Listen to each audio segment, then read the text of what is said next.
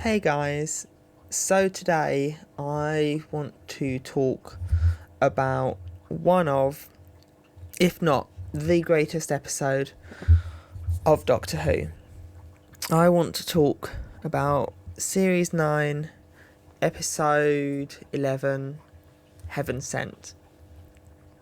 So, Heaven Sent, on paper, is an idea that could never work. For the simple fact that it is literally just the Doctor running around and talking.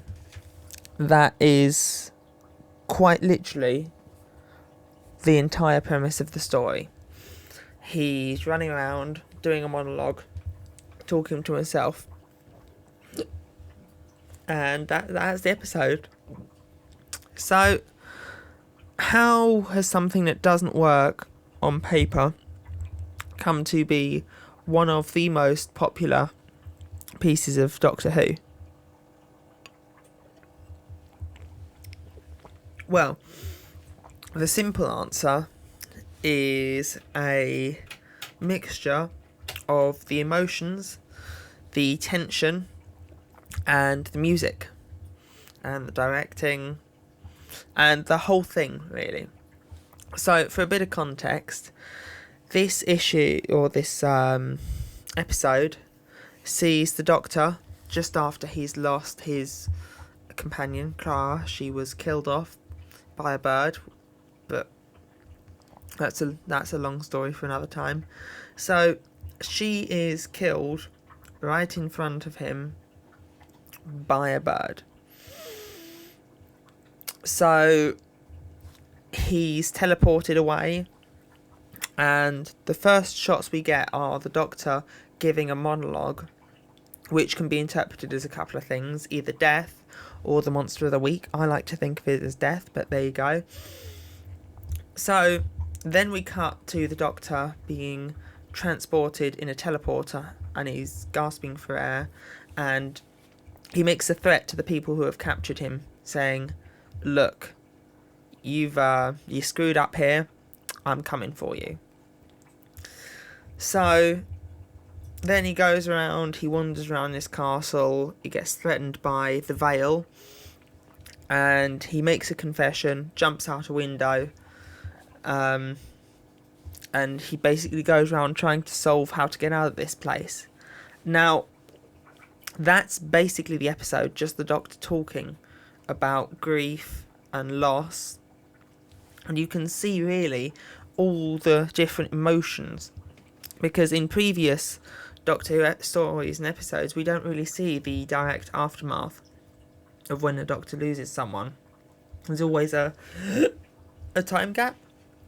So when the 10th Doctor lost Rose, there was a bit of a time gap, and then obviously we met Donna Noble and Martha, and then after losing Martha there was another time gap, and then we met Donna again.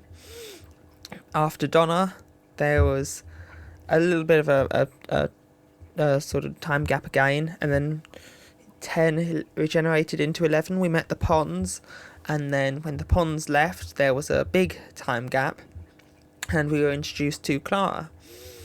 So after being introduced to Clara, this is the first time we really see how the Doctor deals with losing a companion. So that's really explored in this episode, and he goes around, and this is where it gets interesting, because he's like the teleport device that he was thrown into was a ultra long range teleport, so he shouldn't have been more than a light year from where he was. Except when he looks at the stars, he sees that he's 7,000 years into the future. But that can't be right, because he's just been teleported there.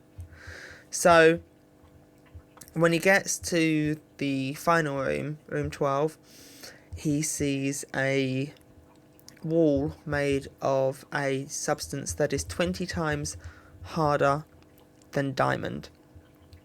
And then he realises what he has to do. He realises that he's got to punch the wall until the Monster of the Week, the Veil, catches up to him and kills him. And then he's got to crawl in his life-threatening condition to the teleporter room to reset. So he does that over and over and over again, and there was some great editing by the BBC and Murray Gold, The Shepherd's Boy, one of the best pieces of music to come out of Doctor Who. Highly recommend you check it out. But he basically kills himself over and over again, and in the end he breaks out.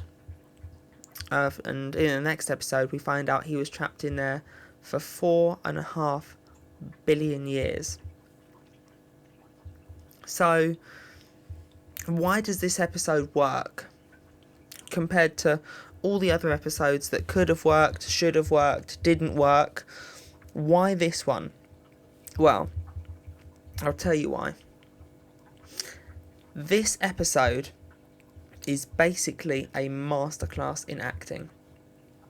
The fact that you can let someone talk for 45 minutes straight by themselves, and it can convey more emotion and more depth and be more compelling than 90% of movies made these days is something truly awesome. Now, there is a downside, and that is the fact that they then sort of screwed up the next episode, which was supposed to conclude this arc, but we don't talk about that because, well, that was just depressing. So think about this, right?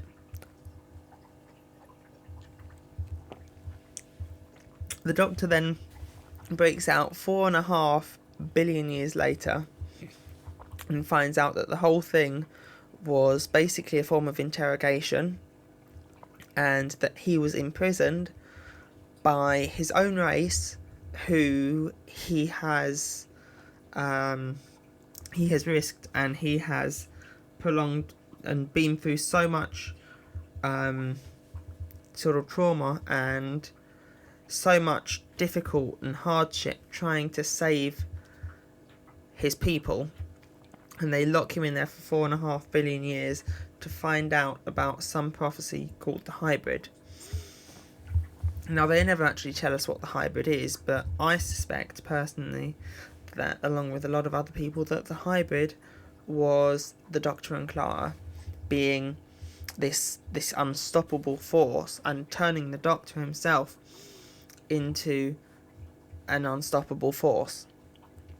So, all in all, Heaven Sent is probably the best Peter Capaldi episode. Standalone, not so much as a story arc, but you can't have everything. And I think, personally, that it is the strongest episode in the entirety of the 2005 revival era. But that's just my opinion. So, until then, I will catch you guys in the next one.